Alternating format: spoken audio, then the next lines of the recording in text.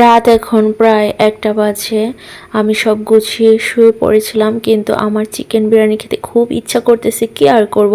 তাই ঠুসঠাস বসিয়ে দিলাম চিকেন বিরিয়ানির জন্য তেলের মধ্যে। তারপরে তেলের মধ্যে আমি আদা রসুন বাটা দিয়ে দিলাম, একে একে সমস্ত মশলা দিয়ে দিলাম। তারপরে আমি এখানে অ্যাড করলাম মরিচের গুঁড়া, তারপরে হালকা একটু ধনিয়ার গুঁড়া। বিরিয়ানিতে হলুদ দিবেন না, হলুদ দিলে অন্য কালার আর চলে আসে। আর এই রাঁধুনি বিরিয়ানি মশলাটা আমি ইউজ করব।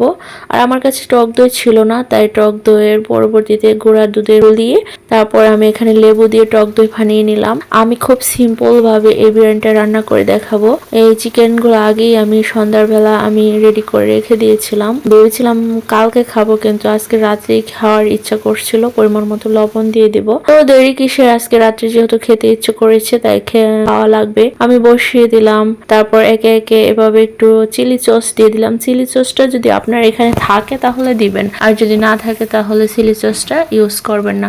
তারপর সবগুলো মশলা একে একে এই পানি দিয়ে মিশিয়ে নিলাম। পরে আমি এখানে 1 কেজির মতো আমি চিনি গুঁড়া চাল আগে থেকে ধুয়ে রেখেছিলাম। তারপরে চালটা দিয়ে আমি এভাবে কতক্ষণ ভেজে পানি টানি দিয়ে দিলাম। তারপরে আমি এটাকে অফ করে দিলাম। এখানে আবার আমি একটা আলু অ্যাড করেছি, কিছু কাঁচা মরিচ আর ঘি দিয়ে কেওড়া জল দিয়ে এটাকে আমি 30 মিনিটের জন্য ঢেকে দিব। কেওড়া জলটা দিবেন, না হয় বিরিয়ানির গন্ধ আসবে না।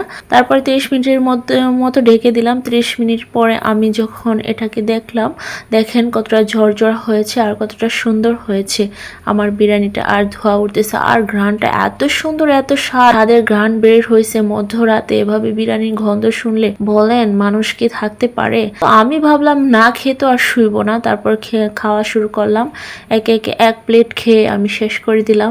খুবই মজা হয়েছিল, খুবই সুস্বাদু হয়েছিল।